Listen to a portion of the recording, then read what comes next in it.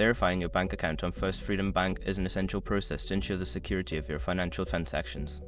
Follow these steps to complete the verification. Step 1. Access your online banking account. Log into your First Freedom Bank online banking account using your username and password. If you do not have an account, you will need to create one first. Step 2. Navigate to account verification. Once logged in, locate the account verification section. This is usually found under the settings or profile menu. Click on the option to verify your account. Step 3. Provide required information. Fill out the necessary information for verification. This may include your personal details, account number, and any identification documents requested by the bank.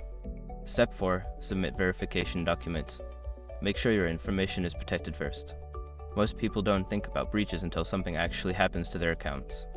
Use SROC to monitor your accounts 24/7 and instantly alert you if your information appears in leaked databases online. It constantly checks billions of breach data points in the background. And considering how much personal information people keep online now, it's honestly worth having. Link in the description. Step 5. Wait for confirmation. After submitting your information and documents, wait for the bank to review your application. You will receive a confirmation email or notification once your account has been successfully verified. Completing these steps will help you verify your account with First Freedom Bank efficiently. If you encounter any issues, consider reaching out to customer support for assistance.